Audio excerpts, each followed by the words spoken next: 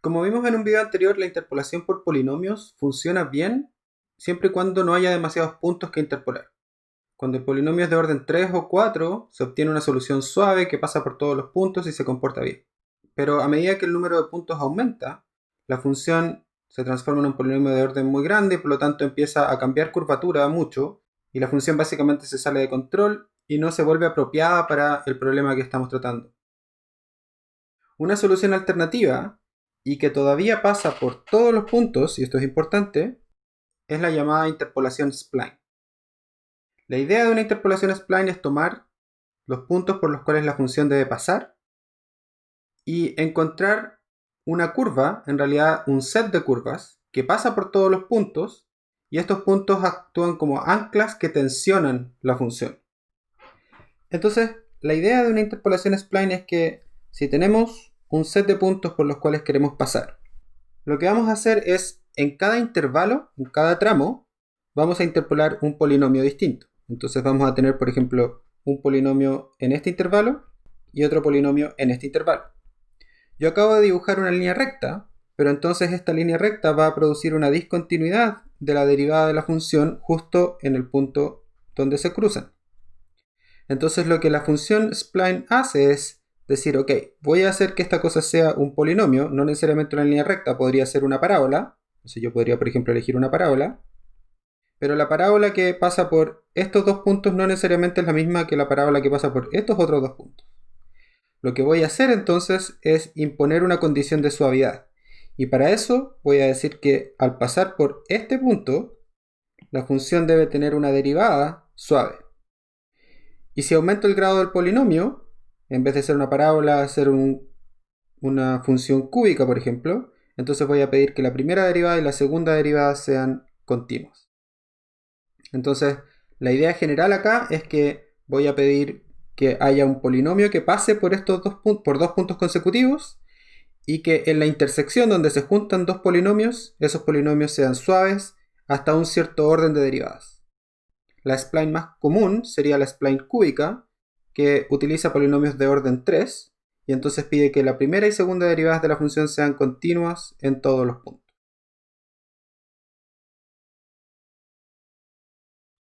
Veamos cómo derivar la spline cúbica. Entonces, supongamos que tenemos un set de puntos como los que se ven acá. Y lo que vamos a hacer es, en cada uno de los tramos, entonces partamos con el tramo entre xy y xy más 1, lo que vamos a hacer es calcular cuál es el polinomio que pasa por los dos extremos. Y vamos a imponer para la spline cúbica que sea un polinomio de orden 3. Ahora, obviamente son solo dos puntos y por dos puntos pasan infinitos polinomios de orden 3, así que vamos a necesitar más limitaciones. Pero por ahora lo que vamos a decir es que buscamos un polinomio de orden 3. Como con esto de un polinomio de orden 3 no es suficiente, necesitamos más limitaciones y las limitaciones que vamos a imponer entonces son la continuidad de las derivadas. Entonces vamos a partir imponiendo continuidad de las derivadas. Al polinomio que une los puntos xy hasta xy más 1 le vamos a llamar g sub i, así que el índice va a indicar el punto desde el cual parte el polinomio. Entonces partamos por la continuidad de la segunda derivada. Veamos que si yo escribo la segunda derivada del polinomio iésimo de la siguiente forma, naturalmente lo que va a resultar es que la función sea continua en la segunda derivada. Entonces voy a decir que el polinomio iésimo se va a escribir como la función que ando buscando, la segunda derivada de la función que ando buscando, evaluada en x sub i, por x menos x sub i más 1 sobre x sub i menos x sub i más 1, más la segunda derivada de la función que ando buscando, esta vez evaluada en x sub i más 1, por x menos x sub i sobre xi más 1 menos x sub i. Noten que esto se parece un montón a lo que habíamos hecho con los polinomios de Lagrange para el caso lineal.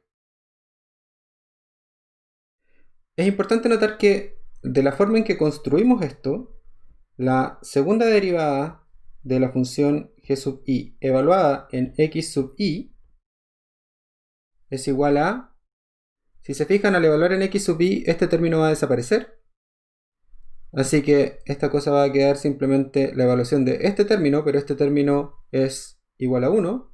Así que lo único que sobrevive acá es g2' de x sub i, que es exactamente lo que queremos. Pero además, si es que evaluamos g sub i, la segunda derivada, en x sub i más 1, ahora lo que va a pasar es que este término va a desaparecer, este otro término va a valer 1, y lo único que nos va a quedar entonces va a ser la segunda derivada de g evaluada en x sub i más 1. Así que por construcción, esta cosa va a ser continua.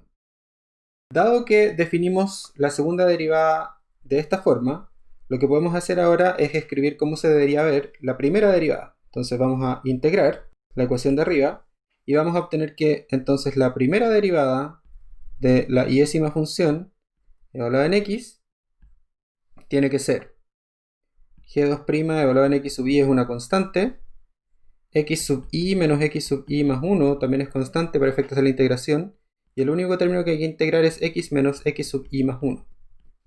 Y esto va a tirar un al cuadrado medios. El otro término pasa exactamente lo mismo, g2' x sub i más 1 sobre x sub i más 1 menos x sub i por x menos x sub i al cuadrado medios. Pero además esta cosa tiene una constante de integración libre, así que va a haber una constante C1 que aparece. Y si ahora integramos esa ecuación una vez más, para llegar a nuestra función que andamos buscando, g sub i, evaluada en x, esta cosa va a ser exactamente lo mismo que describimos antes, pero vamos a tener que integrar ese x al cuadrado. Así que tenemos g de x sub i sobre x sub i menos x sub i más 1.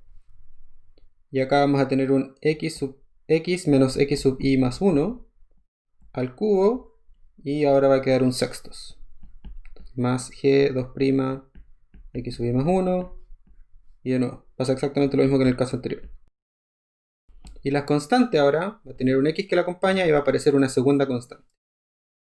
Entonces vemos que si yo quisiera completamente determinar el polinomio g sub i, todavía necesito saber cuánto vale la constante c2, la constante c1, y cuánto vale la segunda derivada de la función evaluada en x sub 1 y la segunda derivada de la función evaluada en x sub i. Así que esas son mis 4 constantes por determinar. El truco para hacer esto es ahora imponer las condiciones que todavía no hemos usado. Por ejemplo, nosotros sabemos que nuestra función g sub i, evaluada en el punto x sub i, bueno, tiene que pasar por el punto, es decir, estamos diciendo que esta cosa tiene que pasar por i sub i, que es f de x sub i. Y también sabemos que la función g sub i, al pasar por x sub i más 1, tiene que pasar por i más 1, i sub i más 1. Entonces, si imponemos estas dos condiciones a las ecuaciones que están arriba, lo que vamos a obtener es, de esta ecuación obtenemos i sub i es igual a, fíjense que cuando hablamos en x sub i, este término desaparece. Así que lo único que nos queda es g2' de x sub i por x sub i menos x sub i más 1, pero en el denominador también está x sub i menos x sub i más 1. Así que estas cosas en realidad es mejor hacerlas desaparecer al tiro. Y lo que vamos a tener va a ser un g2' de x sub i por x sub i más x sub i menos x sub i más 1 al cuadrado sextos. El siguiente término desaparece, dijimos, y entonces lo único que nos queda es c1 por x sub i más c2. Y de esta otra ecuación obtenemos que i sub i más 1 es igual a, y ahora cuando pongamos un x sub i más 1 acá, este término va a desaparecer, y este término va a tener una cancelación con este, así que vamos a tener un g2' en x sub i más 1 por x sub i más 1 menos x sub i al cuadrado sextos más c1 por x sub i más 1 más c2.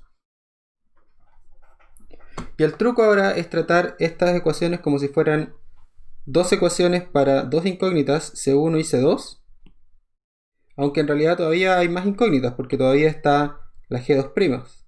Pero esas las vamos a tratar después, así que lo que vamos a hacer por ahora es tratar esto como si fuera un sistema de dos ecuaciones y dos incógnitas. Y las vamos a poner de vuelta en esta ecuación que está acá. Y cuando hagamos eso, nos va a resultar la siguiente ecuación. Vamos a tener G sub i de x. Se va a poder escribir de la siguiente forma.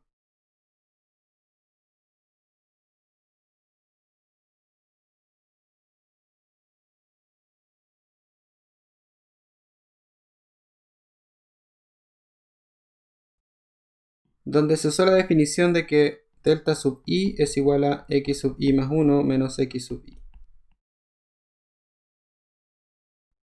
Finalmente, lo que hay que hacer para resolver este problema es utilizar la otra cosa que todavía no hemos utilizado, que es la continuidad de la primera derivada.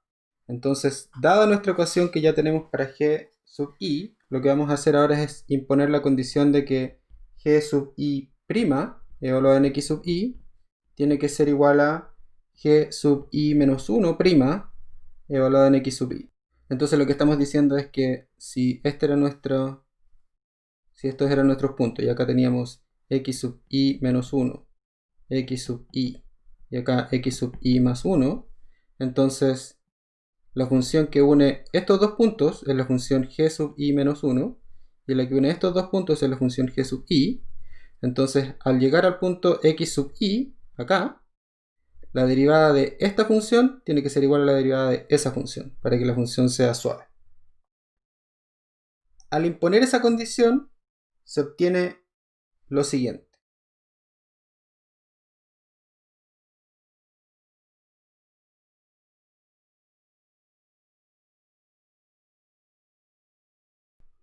Donde esta ecuación es válida para i igual a 1, 2, etc. hasta n-1.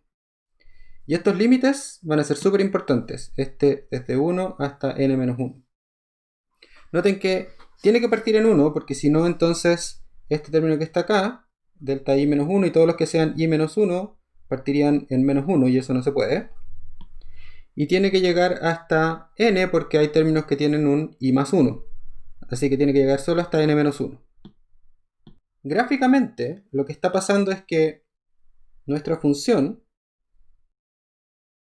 si nosotros tenemos un set de puntos y digamos que aquí está nuestro primer punto y acá está nuestro último punto, y bueno, hay puntos entre medio, pero no sabemos qué pasa, llegamos hasta acá, lo que está pasando es que nosotros estamos imponiendo cierto control entre lo que pasa acá y acá, haciendo que la derivada en este punto y en este punto sean continuos.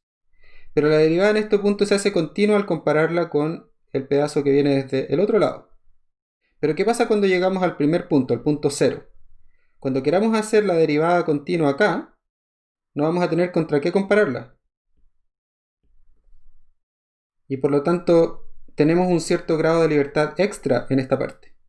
Y lo mismo pasa acá. La función va a llegar, digamos, de manera suave hasta aquí, pero una vez que llega acá, la función podría hacer cualquier cosa y seguir siendo suave. Entonces, las condiciones que acabamos de imponer no son suficientes para limitar completamente el spline.